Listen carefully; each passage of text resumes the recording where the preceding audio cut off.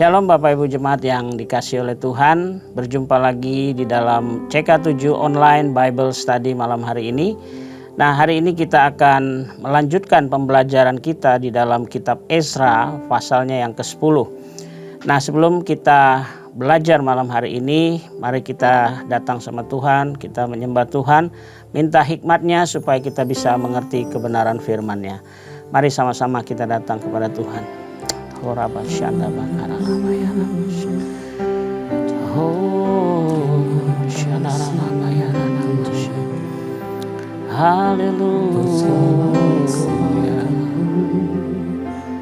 Oh, terima kasih Tuhan. Terima kasih Bapa. Oh, buat kasih setiamu. Haleluya.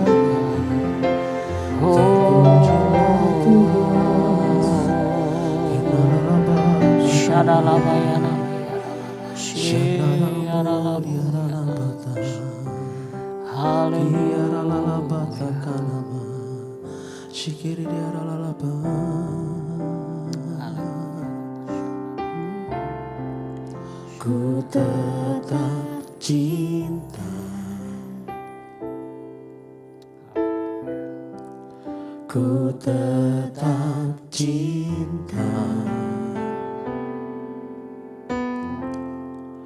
walau badai datang menerpa, ku tetap cinta,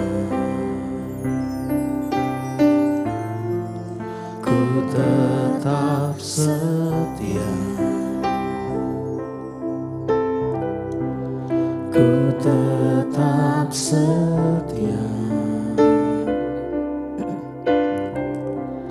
walau taufan datang menerpa, ku tetap setia. Terlalu banyak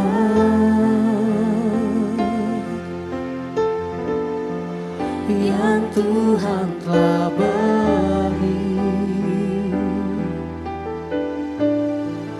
takkan mungkin ku balas dari apa yang ku miliki.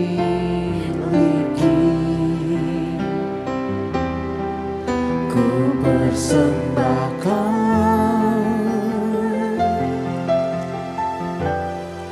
seluruh hidupku,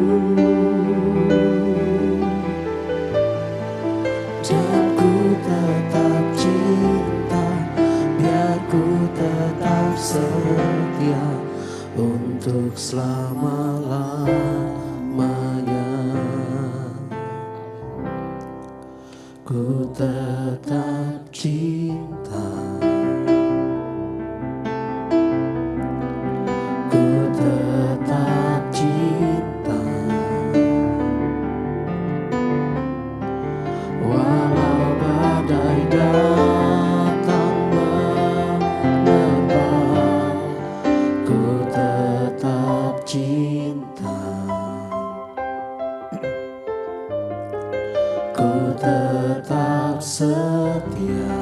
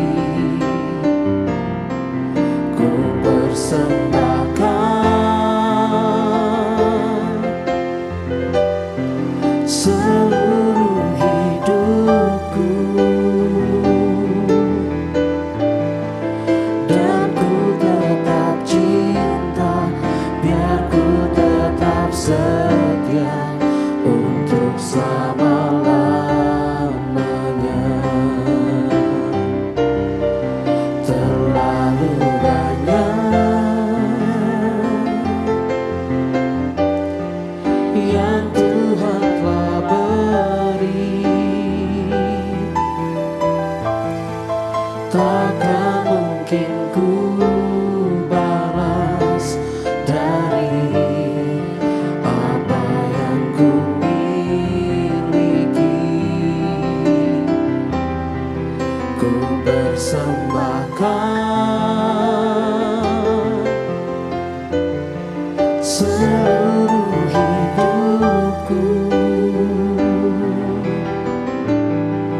dan ku tetap cinta, biar ku tetap setia untuk selama-lamanya. Terlalu banyak yang Tuhan telah beri, takkan mungkin ku balas dari apa yang ku miliki. Ku persembahkan seluruh hidupku, dan ku tetap cinta, biar ku tetap setia untuk selama-lamanya. Dan ku tetap cinta, biar ku tetap setia untuk selama-lamanya. Dan ku tetap cinta, biar ku tetap setia untuk selama-lamanya. Biar ku tetap setia kepadamu, dan ku tetap cinta, Yesus. Sungguh besar kasih-Mu Tuhan, sungguh besar kasih setia-Mu Tuhan. Haleluya. Kiralabasakaya lalalabashi, kiralalalalalabashi.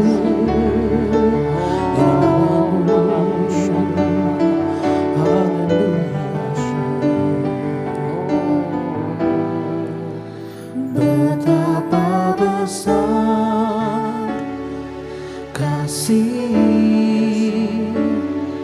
pengampunan-Mu Tuhan,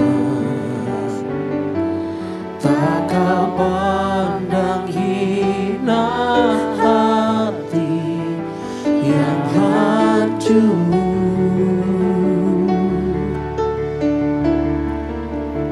Ku berterima kasih kepadamu ya Tuhan, pengampunan yang Kau beri pulihkanku.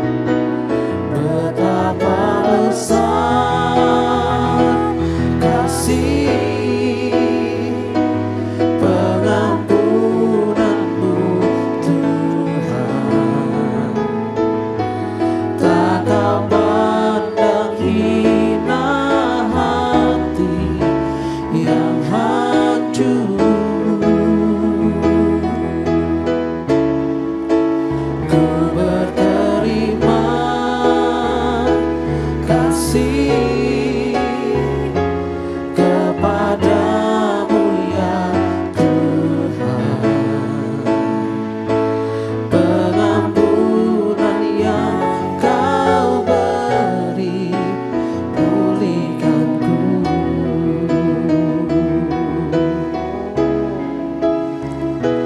Pengampunan yang kau beri, pengampunan yang kau beri, pengampunan yang kau beri pulihkanku.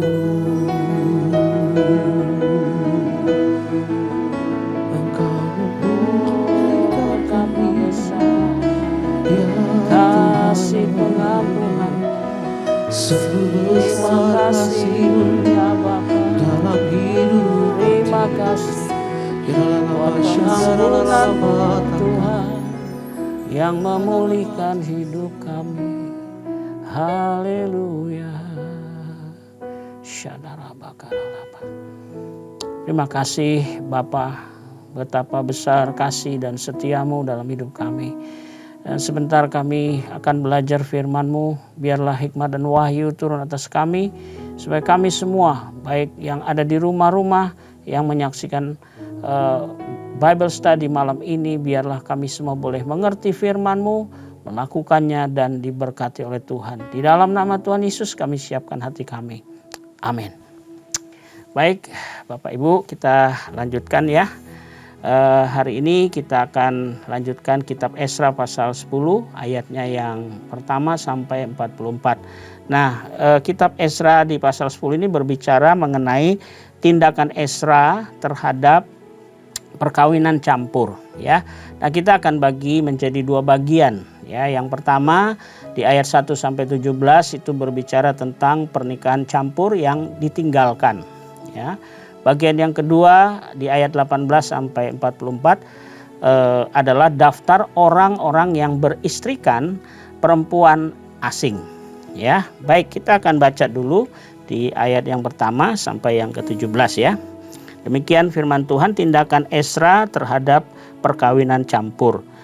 Sementara Esra berdoa dan mengaku dosa sambil menangis dengan sujud di depan rumah Allah, berhimpunlah kepadanya jemaah orang Israel yang sangat besar jumlahnya, laki-laki, perempuan, dan anak-anak.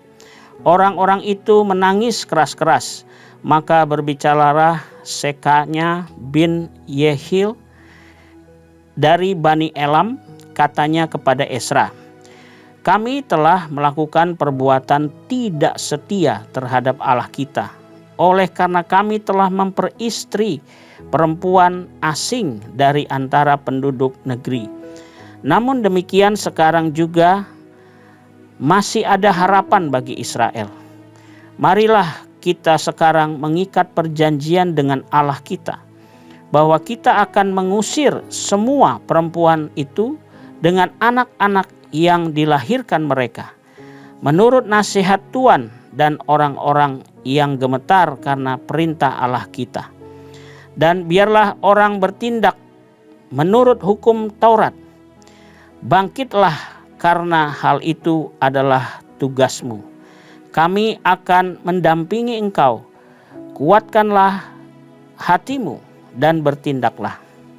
Kemudian bangkitlah Esra dan menyuruh para pemuka imam dan orang-orang Lewi dan segenap orang Israel bersumpah bahwa mereka akan berbuat menurut perkataan itu.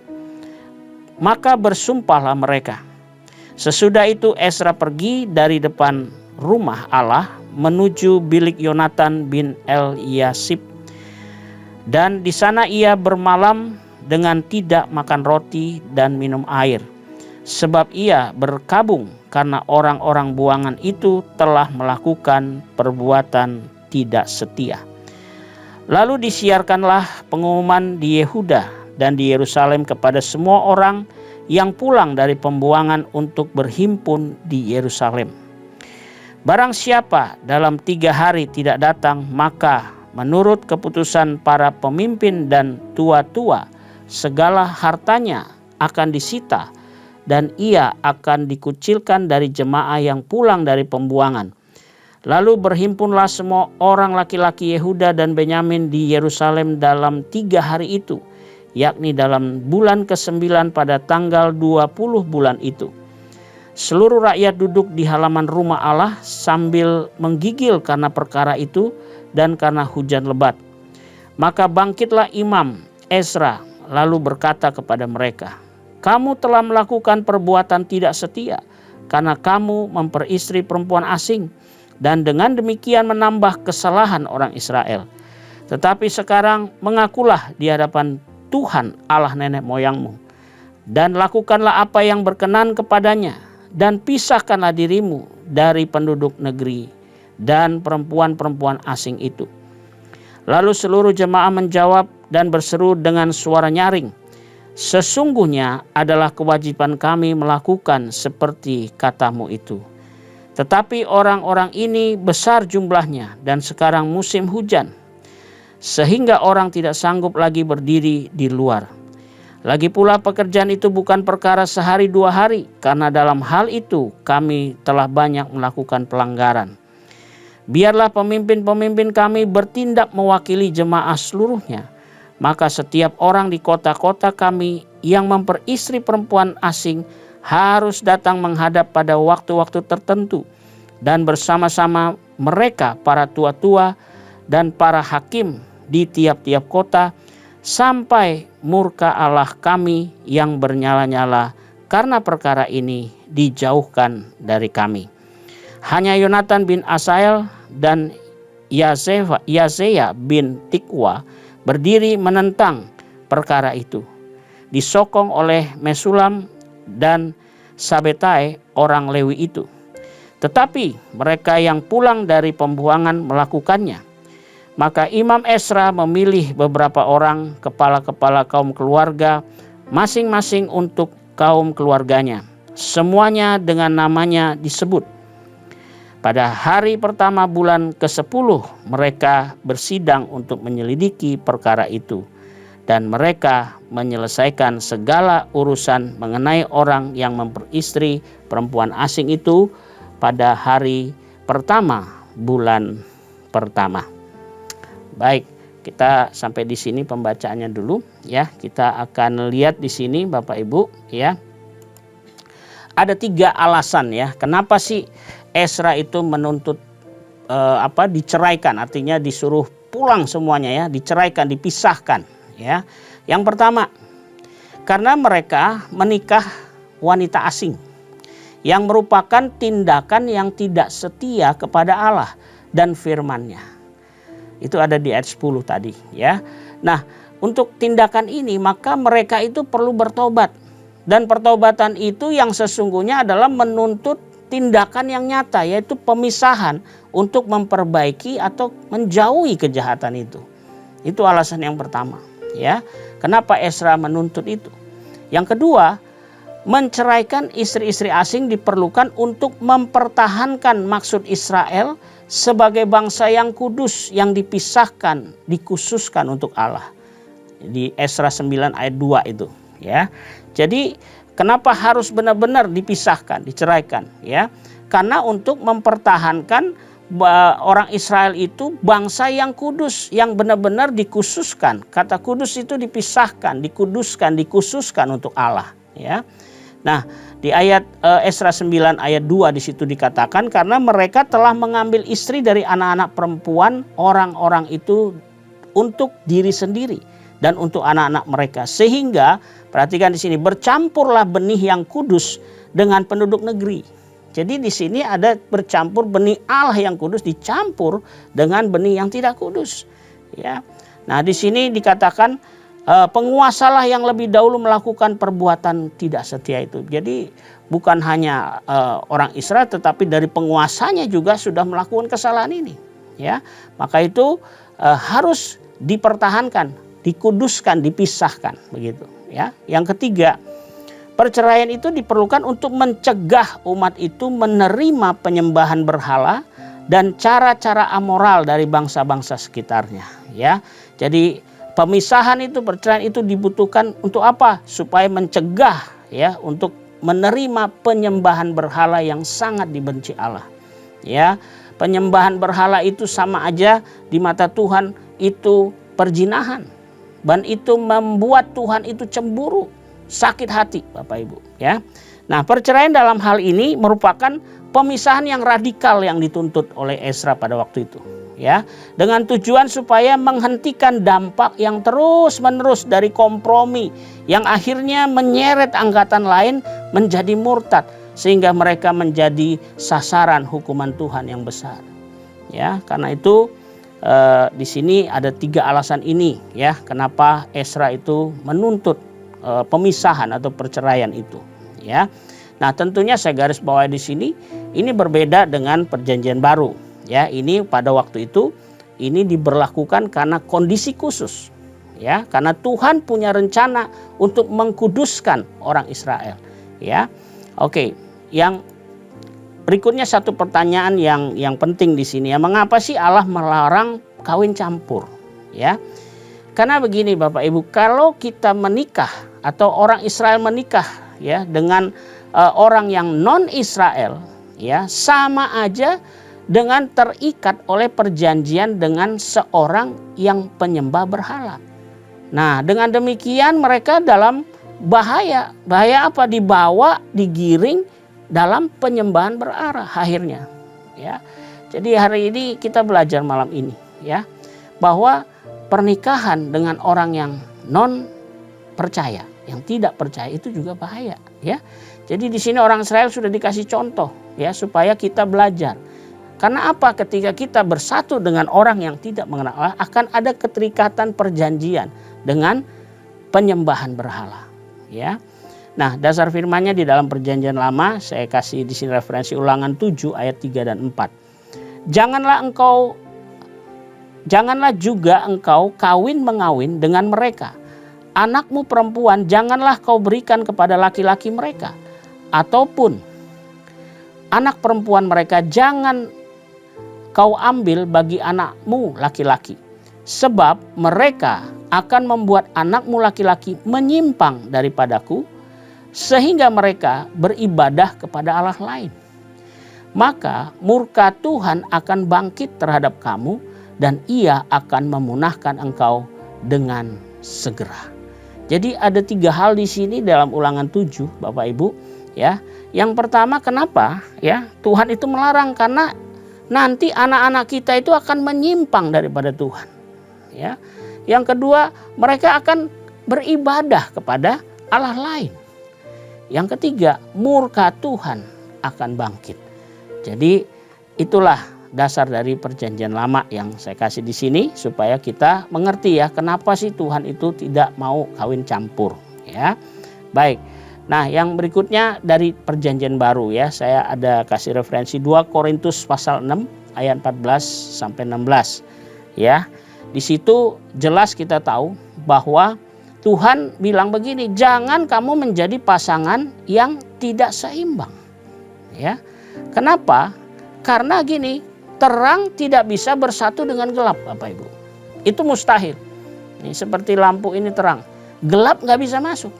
Begitupun waktu kita gelap, terang masuk, langsung kegelapan itu sirna, ya. Jadi terang itu dan gelap nggak bisa satu, mesti pilih salah satu, begitu, ya. Nah, orang percaya itu berbeda dengan orang tak percaya. Kenapa? Karena orang percaya itu sudah mengenal Allah. Tetapi orang yang tidak percaya, mereka belum mengenal Allah. Karena itu nggak bisa dijadikan satu. Karena nanti akan menjadi masalah, ya. Dan juga perbedaan Kristus juga dengan Belial. Wah, ini jauh sekali. Kristus itu Allah pencipta. Sedangkan Belial itu adalah ilah yang diciptakan oleh manusia, ya, yang dijadikan Tuhan oleh manusia. Makanya tidak boleh, ya, di dalam 2 Korintus 6 ayat 14 dikatakan jangan menjadi pasangan yang tidak seimbang, ya. Nah, perbedaan apa lagi di situ supaya ketidakseimbangan apa lagi? Bait Allah juga tidak ada hubungannya dengan berhala. Kenapa Bapak Ibu? Karena bait Allah adalah tempat yang kudus untuk menyembah Allah. Sedangkan berhala itu tempat najis untuk menyembah setan. Nah ini perbedaan yang jauh ya. Jadi nggak bisa kita dipersatukan, bahkan nanti akan menjadi pasangan yang tidak seimbang kata firman Tuhan ya.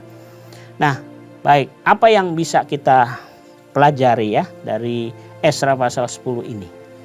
Yang pertama Bapak Ibu, kitab Esra ini mengajarkan kita malam ini bahwa kawin campur agama pasti akan menimbulkan masalah ya. Jadi tolong hindari, jangan sampai kita melakukan kawin campur, apalagi berbeda agama ya. Kalau anak-anak muda bilang udah cinta Pak, wah udah cocok Pak ya, tetapi Alkitab bilang jangan ya, karena itu akan menimbulkan masalah. Yang kedua, umat Allah itu harus menikah dengan orang seiman supaya hati mereka tidak akan berpaling dari Allah ya. Yang ketiga, banyak orang Kristen yang telah menikah di luar imannya dan akhirnya menjadi gak setia sama Tuhan. Nah ini sudah banyak kejadian ya, khususnya dalam konseling ya. Menikah di luar iman akhirnya apa? Menjadi tidak setia kepada Tuhan ya. Yang keempat, bahkan ada orang mungkin mau coba tetap setia begitu ya, walaupun kawin campur, tetapi mereka tetap menemukan hambatan atau penghalang di dalam melayani Tuhan. Dan akhirnya apa? Akhirnya meninggalkan pelayanan ya. Jadi pesannya malam hari ini, ayo hati-hati dengan pernikahan campur ya. Jangan menikah dengan orang yang tidak seiman. Karena itu akan menghalangi kita untuk tidak setia kepada Tuhan dan menghalangi kita untuk mengasihi Tuhan dengan sungguh-sungguh. Demikian pembelajaran kita malam hari ini. Mari kita tundukkan kepala, kita berdoa bersama-sama. Bapa di surga, terima kasih buat pelajaran malam hari ini. Berikanlah kami hati yang terbuka di hadapan Tuhan, untuk boleh firman-Mu ini kami taruh di dalam hati kami, supaya kami renung-renungkan dan kami lakukan dalam kehidupan kami. Secara khusus hamba-Mu berdoa buat para muda-mudi, anak-anak muda, generasi Yeremia Bapa yang belum menikah. Biarlah mereka malam hari ini boleh mendengar dan mereka boleh taat kepada firman-Mu, supaya kehidupan pernikahan mereka akan diberkati dan menjadi berkat bagi banyak orang. Terima kasih Bapa. Hamba juga mau berdoa buat mungkin ada yang sakit. Tuhan, oleh bilur-bilur-Mu Engkau menyembuhkan kami semua di dalam nama Tuhan Yesus. Terima kasih Bapa, terima kasih. Kami bersyukur buat malam hari ini. Dan sebelum kami berpisah satu dengan yang lain, biarlah kiranya berkat-Mu Kau curahkan bagi kami semua. Mari Bapak Ibu kita angkat tangan kita, arahkan hati kita kepada Tuhan. Terimalah berkat yang berlimpah-limpah dari Allah Bapa kita, kasih karunia dalam anaknya yang tunggal Tuhan kita Yesus Kristus, dan persekutuan yang manis dengan Roh Kudus menyertai kita semua. Mulai saat ini sampai Maranatha, Tuhan Yesus datang menjemput kita semua di awan-awan yang permai, bahkan untuk selama-lamanya. Mari kita yang percaya dan diberkati Tuhan, sama-sama katakan amin. Selamat malam, selamat beristirahat. Tuhan Yesus memberkati kita semua. Amin.